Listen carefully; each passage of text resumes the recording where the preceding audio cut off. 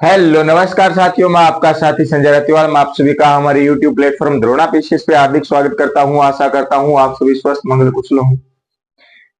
पिछले काफी दिनों से YouTube पे क्लास नहीं आ पाई, किसी कारणवश क्लास जो है नहीं आ पाई थी, लेकिन अब हमारे YouTube पे 2025 के अंदर लगातार क्लासें आएगी। अगर कोई समस्या आएगी, कोई घटना घट जाती है तो उसका कुछ कह नहीं सकते, क्योंकि हम भविष्य देख नहीं सकते। भविष्य देखते तो हम ये भी देख लेते कि हम नौकरी कब तक लगने वाले हैं। तो चलती हैं, क्लास को प्रारंभ करती हैं। राजस्थान के प्रमुख किले व दुर्ग, कुछ हद तक हमने किले व दुर्ग देख लिए थे। आज उसी कड़ी के अंदर किले व दुर्ग आगे चलती हैं, तो देखती हैं कौन कौन से किले हमारे बच गए हैं, उनके बारे में हम पढ़ने हैं। तो सबसे पहले हम जो पढ़ेंगे उस पे बात करती हैं राजस्थान के किले व दुर्ग। राजस्थान के किले व दुर्ग के अंदर बात करें तो हम पढ़ने वाली हैं भैंसरोडगढ़ का किला। भैंसरोडगढ़ का किला जो है ये हम पढ़ने वाली हैं। तो आपको पता होगा कि भैंसरोडगढ़ का जो किला है,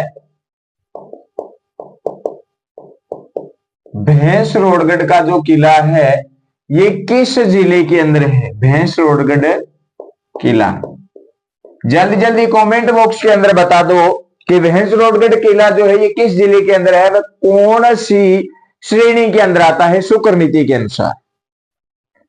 शुक्र नीति के अनुसार कौन सी श्रेणी के अंदर आता है, कमेंट बॉक्स में बताओ। तब तक हम इस भैंसरोडगढ़ किले के बारे में आगे की जानकारी को देखते हैं। तो भैंसरोडगढ़ का जो किला है ये चंबल नदी के बारे में आपने सुना है, पढ़ा भी है। चंबल नदी ज्योग्राफी के अंदर, geography bye Umesh sir Drona PCS पे बहुत बढ़िया तरीके से पढ़ाया गया है आपको नदियों का टॉपिक। तो देखें, वो ही चंबल जो उधर ज्योग्राफी में आप पढ़ते हैं वो ही चंबल यहां पे याद रखनी है।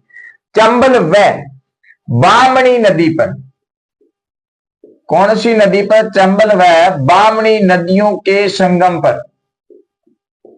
संगम समझते हो ना? संगम पर स्थित है।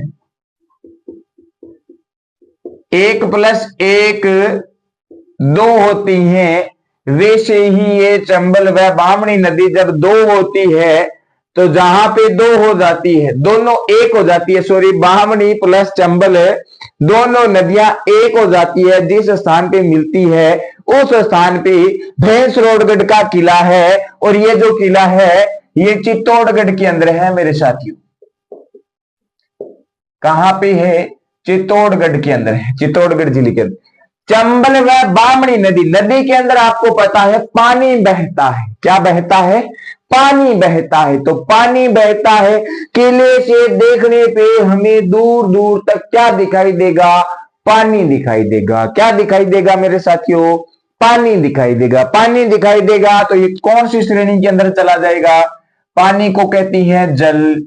तो कौन सा दुर्ग है ये मेरे साथियों? ये है जल दुर्ग है। कौन सा दुर्ग है? जल दुर्ग है। क्यों है? क्योंकि ये चंबल व बामणी नदी के संगम पे स्थित है, इसी कारण इसको शुक्र नीति के अनुसार जल दुर्ग के अंदर रखा गया है। आई बात समझ में?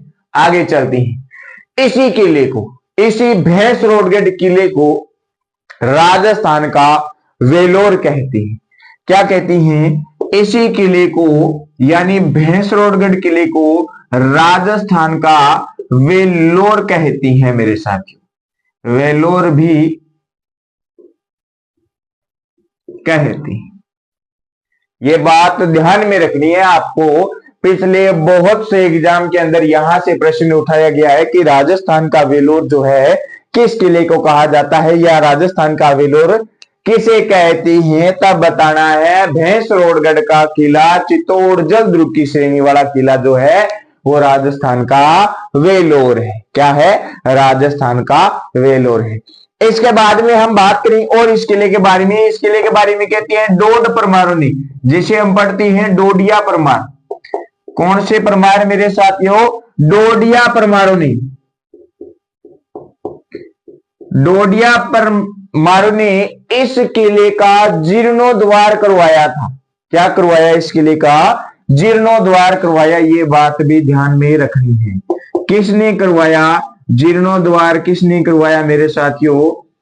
तो बताओगे आप, डोड परमार या डोडिया परमारों ने जीर्णोद्वार करवाया भैंसरोडगढ़ किले का। किसका? भैंसरोडगढ़ किले का। फिर बात करें हम इसी किले के निर्माण के बारे में, कहते हैं इसी किले के निर्माण के बारे में कहती हैं कि इस किले का निर्माण जो है ये व्यापारियों द्वारा किया गया था। व्यापारियों द्वारा निर्माण इस किले का किया गया था मेरे साथियों। लेकिन फिर कर्नल जेम्स टोड जो है उनके अनुसार इस किले का निर्माण जो है भैंसासा, पहले लिखते हैं कर्नल जेम्स टोड के अनुसार, कर्नल जेम्स टोड ने कहा है मैं बताता हूं इस किले का निर्माण किसने किया है। तो कर्नल जेम्स टोड ने बताया भैंसरोडगढ़ से इस किले का निर्माण जो है भैंसाशाह ने करवाया। किसने करवाया? भैंसाशाह ने करवाया था। लिखो भाई भैंसाशाह।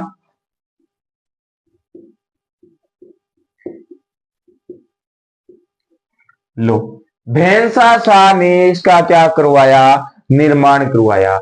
इसी के साथ में कर्नल जेम्स टोड एक व्यक्ति का नाम और बताते हैं, रोड़ा चारण। कौन सा चारण है? रोड़ा चारण ने क्या करवाया? निर्माण करवाया।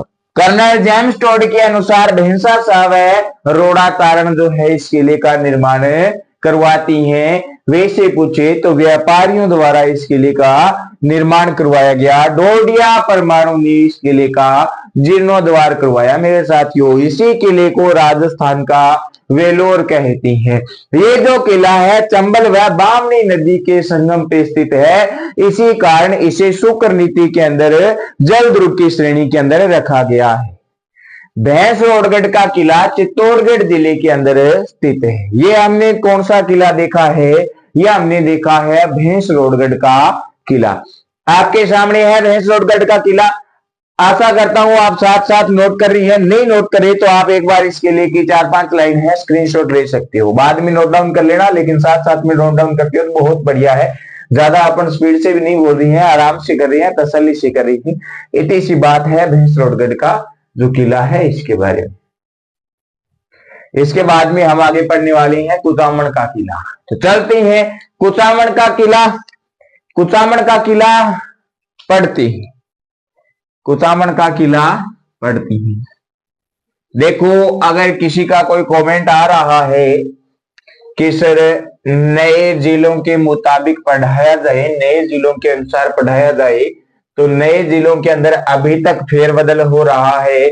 आपके सामने पहले जिले नए बनाए गए थे 17, उसके बाद में उन जिलों में से कुछ जिले हटाए गए, लेकिन अभी 28 दिसंबर की बात है शाम की, तो कुछ जिले जो है और निरस्त कर दिए गए हैं।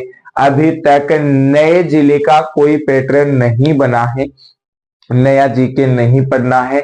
अभी तक किसी भी बोर्ड ने ये आदेश नहीं दिए कि नया जीके जो है ये एग्जाम के अंदर पूछा जाएगा या नहीं पूछा जाएगा। ऐसा कोई आदेश नहीं, कोई पैटर्न नहीं, कोई गाइडेंस नहीं है। तो हम पुराना ही पढ़ेंगे और पुराने से ही प्रश्न पूछे जा रही हैं। तो चलती हैं आगे और बात करती हैं कुचामन का किला। तो लिखते हैं मेरे साथियों कुचामन का किला।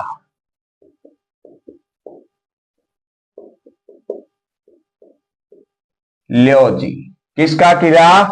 कुचामन का किला। कहां पे होगा मेरे साथियों? नागौर के अंदर होगा। कहां पे है?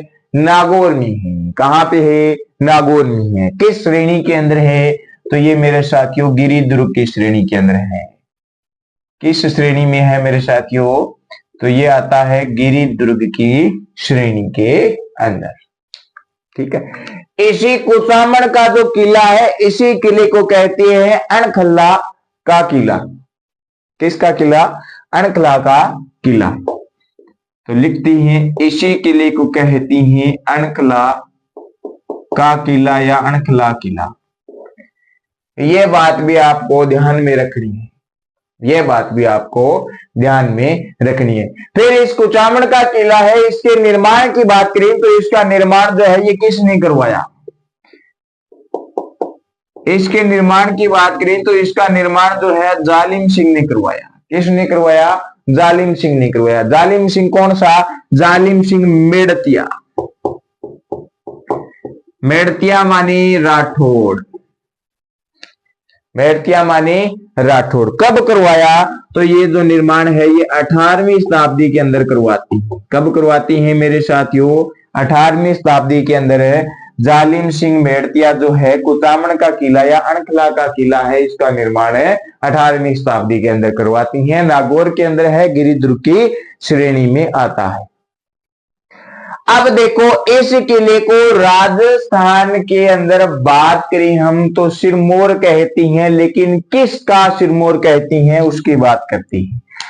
कुचामन का जो किला है राजस्थान का, राजस्थान के जो जागीरी किले है ना, जागीरदार किले, राजस्थान में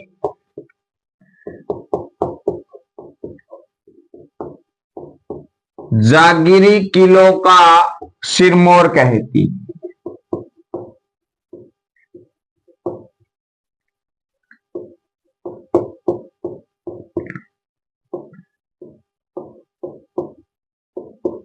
क्या कहती है?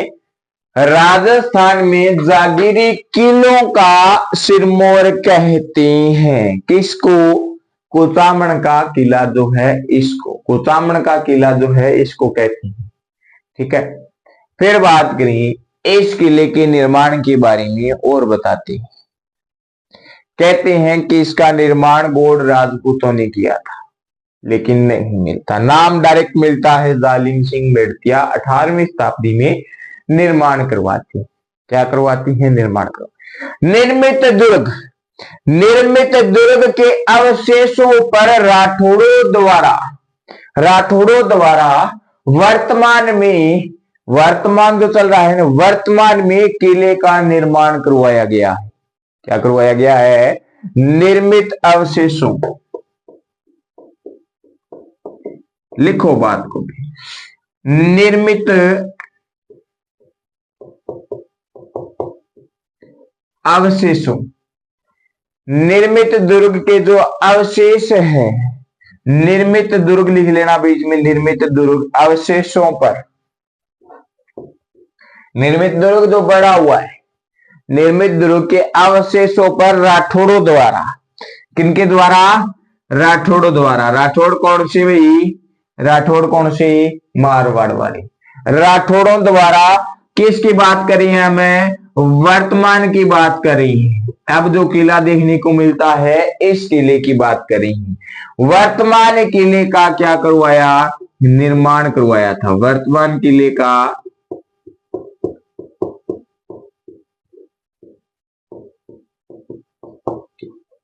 वर्तमान किले का निर्माण जो है राठौड़ों द्वारा करवाया गया है।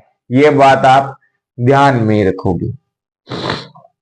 ठीक है, ये है कुचामन की बात। किसकी बात? कुचामन, नागौर, गिरिदुर्ग, अणखला का किला, जालिम सिंह मेड़तिया राठौड़ 18वीं शताब्दी के अंदर इस किले का निर्माण करवाती हैं। राजस्थान में जागीरी किलों का सिरमौर कहते हैं। निर्मित दुर्ग अवशेषों पर राठौड़ों द्वारा वर्तमान में इस किले का निर्माण करवाया गया है। ये बात आपके सामने है। किस दुर्ग के बारे में? कुचामन का किला जो है इसके बारे में। तो कुचामन का किला देखो आप, भैंसरोडगढ़ का किला हम पढ़ चुके हैं। इसके बाद में हम एक और किला पढ़ते, इसके बाद में हमें एक और किला पढ़ते हैं। वो किला है हमारा मांडलगढ़ का किला। तो आप ये बताओ, मांडलगढ़ का नाम मैं पिछली क्लास में बहुत बार ले चुका हूं। मांडलगढ़ का किला जो है ये किस जिले के अंदर होगा? मांडलगढ़ का जो किला है ये किस जिले में होगा? मांडलगढ़ में हमें क्षत्रिया भी पढ़ के आती हैं, उस समय भी बात की थी। मांडलगढ़ के अंदर मैंने राजस्थान का जब इतिहास पढ़ रहे थे, युद्ध पढ़ रहे थे, मध्यकाल का इतिहास पढ़ रहे थे, तब भी हम मांडलगढ़ भीलवाड़ा, सॉरी मांडलगढ़ की बात करके आती हैं, भीलवाड़ा बोल ही दिया। तो मांडलगढ़ का जो किला है ये भीलवाड़ा जिले के अंदर है। किस जिले के अंदर है मेरे साथियों? भीलवाड़ा के अंदर है। तो लिखते हैं मांडलगढ़,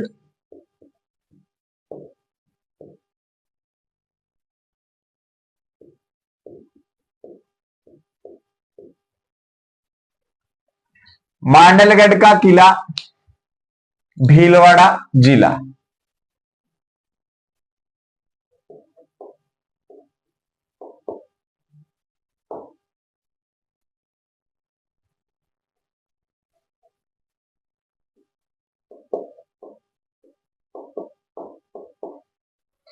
किस जिले में मेरे साथियों? भीलवाड़ा के अंदर है। इसकी श्रेणी जो है ये गिरिदुर्ग की श्रेणी में आता है। किस श्रेणी में आता है? गिरिदुर्ग की श्रेणी में आता है।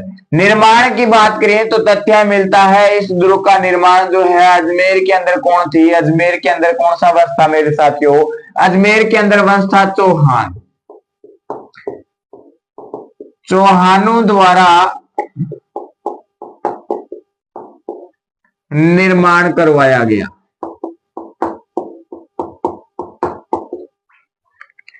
किसके द्वारा? चौहानों द्वारा मांडलगढ़ किले का निर्माण करवाया गया। किसके अनुसार? यह भी प्रश्न पूछा जा सकता है कि चौहानों, अजमेर के चौहानों द्वारा मांडलगढ़ का जो किला है इसका निर्माण करवाया गया, किसके अनुसार करवाया गया? तो आप ये बात ध्यान में रखोगे। किसके अनुसार बात करी तो वीर विनोद के अनुसार। वीर विनोद के अनुसार। वीर विनोद ग्रंथ है, ध्यान में रख लेना, व्यक्ति नहीं है। वीर विनोद के अनुसार मांडलगढ़ भीलवाड़ा का जो किला है इसका निर्माण अजमेर के चौहानों द्वारा करवाया गया था। ठीक है, फिर इस किले के बारे में एक बात और देखो, बहुत बढ़िया बात है कि ये मंडलाकृति के अंदर था। मंडलाकृति के अंदर था। मंडला आकृति के अंदर होने के कारण इस किले का जो नाम है ये मांडलगढ़ पड़ा। मंडलाकृति की होने के कारण, मंडला आकृति के होने के कारण इसका नाम क्या पड़ा मेरे साथियों? के कारण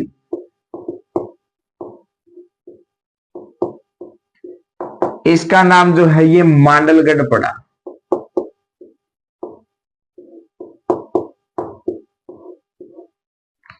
इसका नाम क्या पड़ा? मांडलगढ़ पड़ा। ठीक है जी। मंडलाकृति के होने के कारण इस किले का नाम क्या पड़ा? मांडलगढ़ पड़ा। लियो जी, ठीक है। अब आगे देखते हैं, एक तथ्य और मिलता है। एक तथ्य और मिलता है, उसके अनुसार भी इसका नाम मांडलगढ़ पड़ा। लिखो भाई, जनश्रुति के अनुसार। किसके अनुसार मेरे साथियों?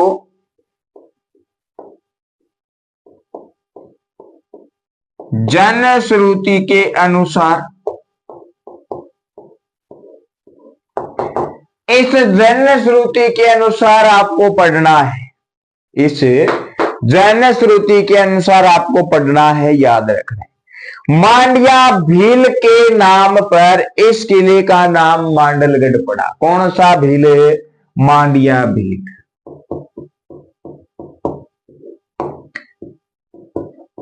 मांडिया भील के नाम पर रखा गया। क्या रखा गया? मांडलगढ़। मांडिया भील के नाम पे मांडलगढ़ रखा गया। ठीक है। हल्दी घाटी युद्ध के बारे में सब जानती हैं। हल्दी घाटी युद्ध के बारे में सब जानती हैं। जल्दी जल्दी बताओ, हल्दी घाटी का युद्ध कब हुआ? तब तक मैं लिखता हूं, हल्दी घाटी के युद्ध का सन बताओ। हल्दी घाटी के युद्ध का सन बताओ। हल्दी घाटी युद्ध से पूर्व, हल्दी घाटी के युद्ध से पूर्व मान सिंह जो था अकबर का सेनापति, अकबर का सेनापति, वो 1 महीने के लिए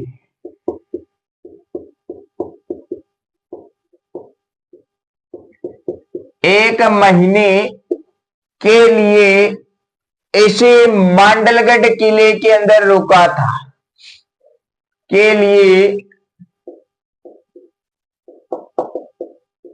रुका था। हल्दी घाटी का युद्ध जो है ये 1576 के अंदर होता है मेरे साथी। कब होता है? 1576 के अंदर होता है। कमेंट बॉक्स के अंदर जल्दी जल्दी छापो कि अकबर ने महाराणा प्रताप को मनाने के लिए, संधि के लिए 4 दूत भेजे थे। कौन कौन से दूत थे और किस सन के अंदर भेजे? किस सन के अंदर भेजे? महाराणा प्रताप नहीं मानता है संधि के लिए, फिर ये युद्ध होता है हल्दी घाटी का युद्ध। हल्दी घाटी युद्ध के अंदर मान सिंह आता है, मान सिंह के साथ में एक सेनापति और आता है आसफ खां। हल्दी घाटी के युद्ध के अंदर मान सिंह जो है ये स्वतंत्र सेनापति बन के आता है पहली बार। कब? पहली बार। इस युद्ध में हार के जाने के बाद में मान सिंह व आसफ खां को अकबर जो है अपने दरबार में आने से मना कर देता है कि अब आप मेरे दरबार में नहीं आओगे। क्या सोचा? अकबर खुश हुआ? नहीं मुन्ना, ऐसे नहीं चलेगा। तो इनका दरबार में आना बंद हो गया था। 4 दूत बता देना कौन कौन से है कमेंट बॉक्स के अंदर, ठीक है। फिर इस मांडलगढ़ किले के अंदर प्रमुख भवन या इमारतें की बात करें तो कौन कौन सी है वो देखती हैं। इस किले के अंदर सबसे पहले जैन मंदिर की बात करूं तो ऋषभ देव का जैन मंदिर जो है वो बहुत बढ़िया इमारत है। इधर लिखता हूं मैं, ऋषभ देव जी का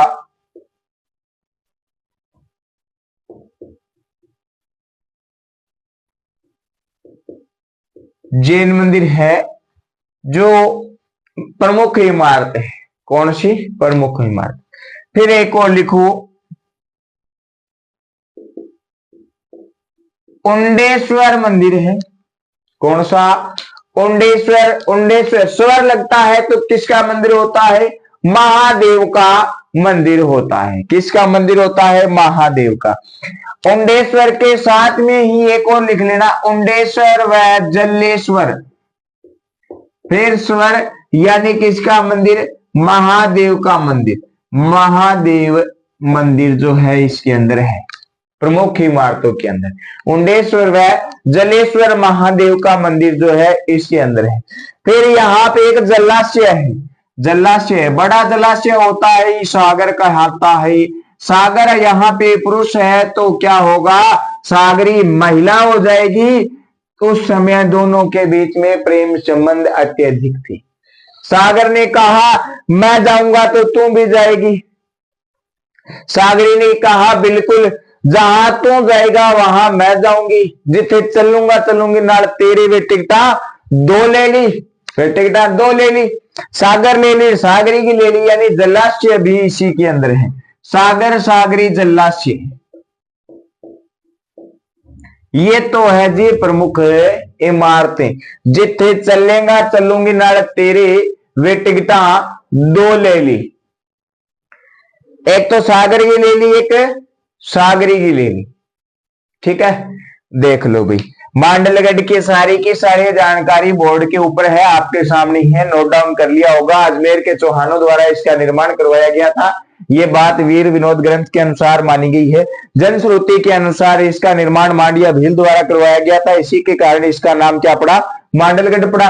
मंडला आकृति होने के कारण इसका नाम मांडलगढ़ पड़ा। ये बात भी मानती है। हल्दी घाटी के युद्ध से पहले, हल्दी घाटी के युद्ध से पहले मान सिंह जो है वो इसी किले के अंदर आके रुकता है, ये बात ध्यान रखोगे। इसके बाद में और हम देखे हैं इमारतें, ऋषभ देव जी का जैन मंदिर, उंडेश्वर व जलेश्वर महादेव का मंदिर, उसके बाद में सागर व सागरी जलाशय। टिकटा लेगे खत्म कर दियो है, टिकटा लेगे खत्म कर दियो है। अब अपन इसके बाद में एक और पढ़ लेती हैं, इसके बाद में एक किला और पढ़ लेती हैं, विजय मंदिर का किला। कौन सा किला? विजय मंदिर का किला।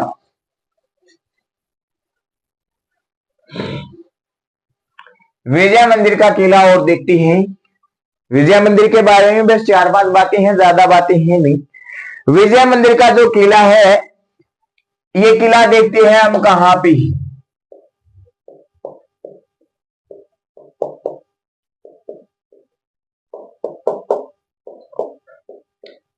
विजय मंदिर का किला ये बयाना भरतपुर के अंदर है मेरे साथ।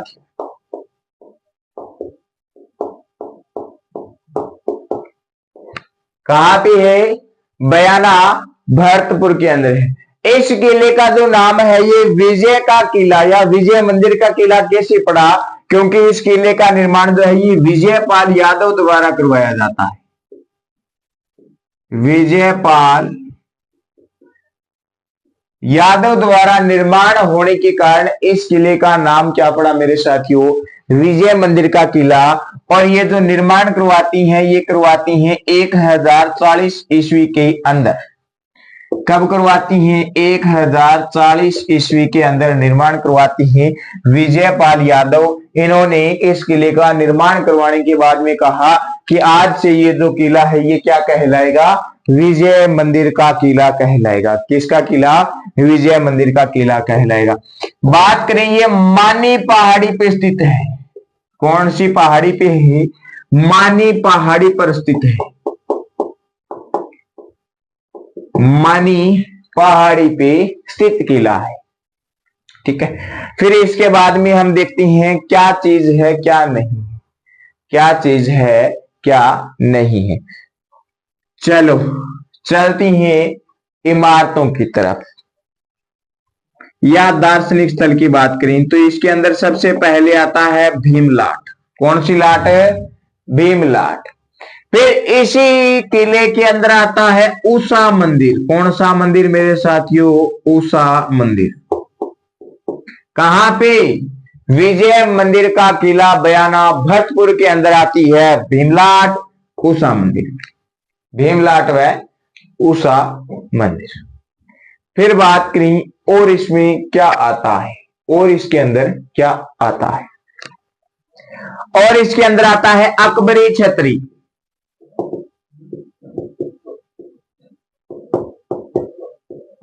कौन सी छतरी? अकबरी छतरी जो है वो इसी के अंदर आती है। अकबरी छतरी अकबर के साथ में ध्यान रख लेना। कौन मेरे साथियों? अकबर के साथ में ध्यान में रखना है जहांगीर। अकबरी तो जहांगीरी। अकबरी जहांगीरी दरवाजा इसी किले के अंदर है, इसी किले के अंदर है। ठीक है। और देखो भी एक दो बातें और बचती है इस किले के अंदर। एक तो बारादरी है, सराय सादुल्ला की है, लिख लो फिर। बारादरी सराय सादुल्ला, इनकी बारादरी छतरी है। इनकी भी बारादरी बनी हुई है, 12 पिलर पे बनी हुई है एक बड़ी सी इमारत जिसके अंदर बढ़िया बैठने की व्यवस्था है, छांव वगैरह अच्छी रहती है, चिल्ड रहती है गर्मियों के समय में, है ना। तो वो भी यहीं पे है। और देखिए इसके अंदर क्या है। इसके अंदर मेरे साथियों एक चीज और है, वर्तमान में क्या है? मोदी जी है। मोदी जी है। मोदी जी से याद रख लेना, इसके अंदर है लोधी मीनार। कौन सी मीनार है? लोधी मीनार। ये तो मेरे साथियों इसके अंदर इमारतें हैं, लेकिन इस किले पे आज तक कितने शासक व कितने वंश के राजा राज करके गए हैं उनके नाम भी हमें देख लेते हैं। उनके नाम तो सबसे पहले लिखो इल्तुतमिश। इल्तुतमिश ने इस किले पे अधिकार किया था। ठीक है जी। फिर आया बलबन। बलबन जो ठहरा वो भी इस किले पे राज करके गया, अधिकार करके गया। फिर आता है फिरोज।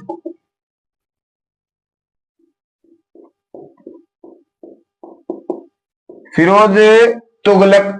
फिरोज तुगलक भी क्या करके जाता है? राज करके जाता है।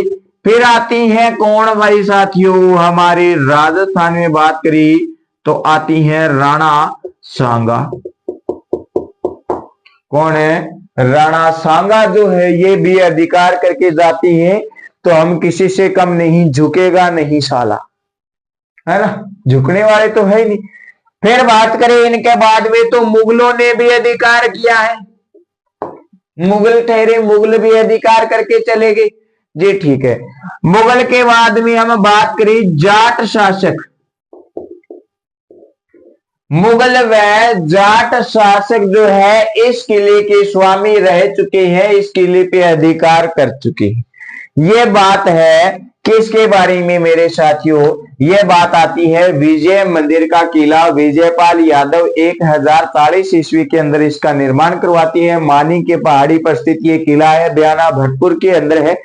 भीमलाट उषा मंदिर, अकबरी छतरी, जहांगीरी दरवाजा जो है इसके अंदर ये इमारती ही और भी है। सराय सादुला इनकी बहादुरी है। लोधी मीनार है वो भी इसी किले के अंदर है। इल्तुतमिश, बलबन, फिरोज तुगलक, राणा सांगा, मुगल व जाट शासक जो है इस किले के ऊपर अपना अधिकार करके गए हैं, यानी वो इस किले के स्वामी रही है। तो ऐसे करके कुल मिला के हमने कितने किले पढ़ लिए? 4 पढ़ लिए। कितने पढ़ लिए? 4 पढ़ लिए। बाकी के जो किले बस्ती हैं वो हम अगली क्लास में पढ़ने वाली हैं। तो आज के लिए इतना ही साथियों, मिलती हैं अगली क्लास में अन्य बचे हुए किलों के साथ में। आशा करता हूं आपको ये क्लास अच्छी लगी होगी। अच्छी लगी है तो लाइक करें, कमेंट करें, वीडियो को अपने साथियों के साथ में ज्यादा से ज्यादा शेयर करें। और जिस साथी ने सब्सक्राइब नहीं किया है वो हमारे प्लेटफॉर्म द्रोणा पीसीएस को सब्सक्राइब करे, बेल आइकन के बटन को प्रेस कर ले, ताकि आगामी जो क्लास है उसकी नोटिफिकेशन आपको सबसे पहले मिले।